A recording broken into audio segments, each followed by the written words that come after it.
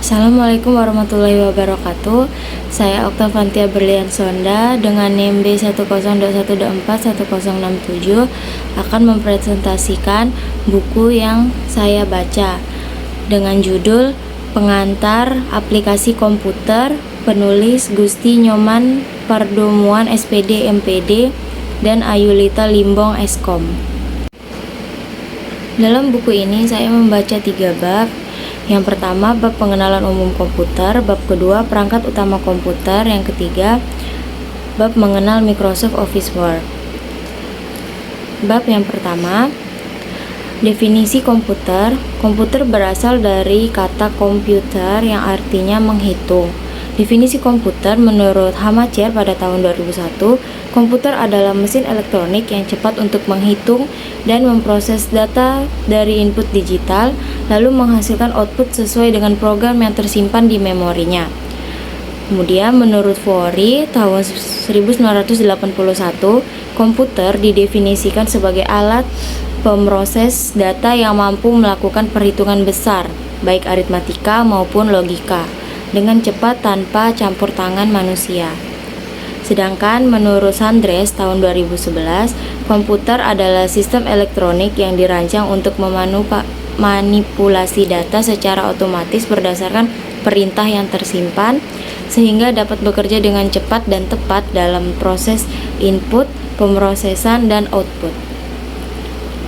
Kemudian perkembangan komputer. Komputer pertama di tahun 1800-an, Charles Babbage menciptakan Different Engine pada tahun 1822, mesin mekanik pertama yang dirancang untuk menghitung secara otomatis. Dan pada tahun 1833, Babbage mulai mengembangkan Analytical Engine, yaitu mesin yang dapat diprogram pertama di dunia menggunakan kartu berlubang. Selanjutnya, komputer digital awal pada tahun 1930-an hingga 1940-an. Alan Turing menciptakan konsep mesin Turing pada 1930-an yang kemudian menjadi dasar dari komputer modern. Konrad Zuse membangun Z1, komputer digital pertama yang dapat diprogram. Kemudian ENIAC, komputer elektronik pertama yang diciptakan oleh John Mauchly dan tim pada 1943 untuk membantu militer memprediksi tembakan artileri. Kemudian era bahasa pemrograman tahun 1950-an. Grace Hopper memperkenalkan bahasa pemrograman pertama COBOL pada tahun 1954 untuk memudahkan komunikasi dengan komputer dalam bahasa Inggris. Kemudian Fortran diciptakan oleh tim IBM pada tahun 1954 sebagai bahasa pemrograman untuk aplikasi ilmiah. Kemudian komputer pribadi tahun 1970-an, komputer pribadi pertama yaitu Xerox Alto tahun 1970-an dilengkapi dengan mouse, keyboard, dan layar. Kemudian Apple I dirilis pada tahun 1976 oleh Steve Jobs dan Steve Wozniak. Kemudian diikuti oleh IBM yang memperkenalkan komputer pribadi Accord. Era modern 2000-an, komputer generasi Pentium menjadi populer di awal 2000-an. Perkembangan teknologi memungkinkan munculnya PC all-in-one dan laptop dengan fitur layar sentuh. Yang kemudian jenis-jenis komputer.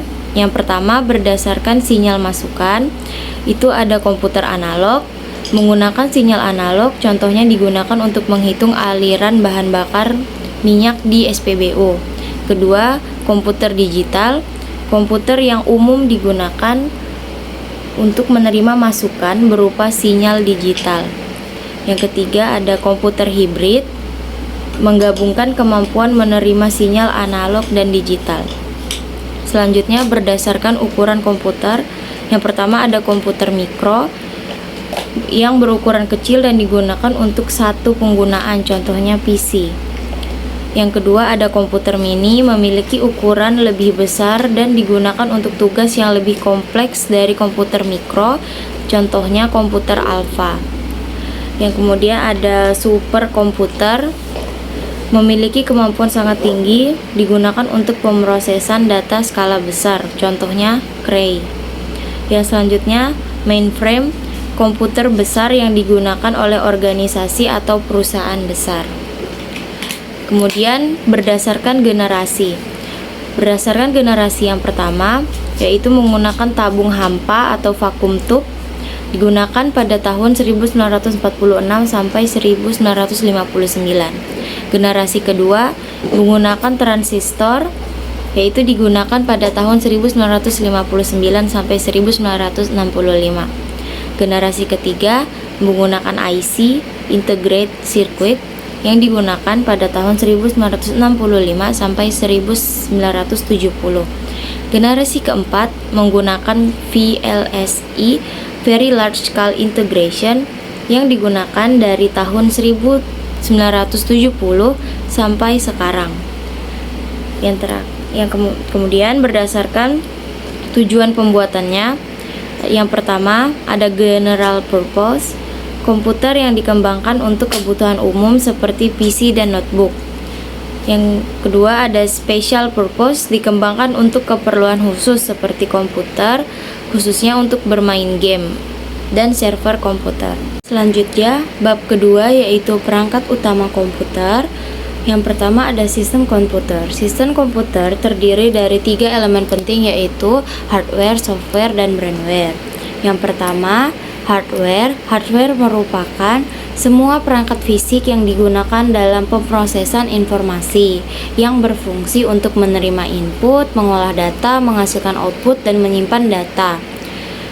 Kategori hardware, yang pertama yaitu ada perangkat input, misalnya keyboard, mouse, scanner yang berfungsi untuk menerima data dari pengguna. Kedua, perangkat proses, yaitu CPU dan RAM memproses data yang diterima untuk menghasilkan informasi. Selanjutnya perangkat output, misalnya monitor, printer, dan proyektor yang menampilkan atau mencetak data yang telah diolah. Selanjutnya ada perangkat penyimpanan, yaitu misalnya hard disk, SSD, dan cloud storage untuk menyimpan data. Selanjutnya software. Software merupakan program atau aplikasi yang menjalankan perintah tertentu untuk memproses data. Jenis-jenis software yaitu yang pertama sistem operasi atau OS, merupakan perangkat lunak dasar yang mengelola hardware dan software, contohnya Windows dan Linux. Yang kedua, aplikasi merupakan perangkat lunak tambahan untuk mempermudah pekerjaan, contohnya Microsoft Office, VLC. Kemudian bahasa pemrograman digunakan untuk membuat aplikasi, contohnya Pascal dan PHP. Selanjutnya media penyimpanannya, yang pertama ada magnetic disk, itu hard disk sebagai penyimpan utama, banyak digunakan di sistem komputer modern. Selanjutnya optical disk, yaitu CD atau DVD yang menggunakan sinar laser untuk menyimpan data. Flash disk, penyimpanan portable dengan konektor USB untuk memindahkan data. Selanjutnya cloud storage, yaitu penyimpanan data berbasis internet seperti Google Drive. Bab selanjutnya yaitu bab ketiga, mengenal Microsoft Word. Yang pertama, Microsoft Word adalah aplikasi pengolah kata yang sangat populer dari Microsoft. Versi terbaru dari Microsoft Word yaitu Microsoft Word 2019 menawarkan berbagai fitur baru seperti digital signature atau tanda tangan digital dan kemampuan untuk mempublikasikan dokumen dalam format PDF dan XPS. Aplikasi ini banyak digunakan untuk membuat berbagai jenis dokumen seperti makalah, laporan, surat, dan skripsi. Antar muka dari Microsoft Word 2019 terdiri dari beberapa elemen, yaitu yang pertama title bar, menampilkan informasi tentang nama file dan program yang sedang digunakan. Kedua, quick access toolbar, yaitu menyediakan tombol pintasan untuk fungsi-fungsi yang sering digunakan pengguna. Ketiga, menu bar dan ribbon digunakan untuk mengakses berbagai alat untuk memanipulasi dokumen seperti pengaturan teks, tata letak, dan lain-lain. Yang keempat, ada status bar, yaitu menampilkan informasi terkait dokumen seperti jumlah halaman dan jumlah kata.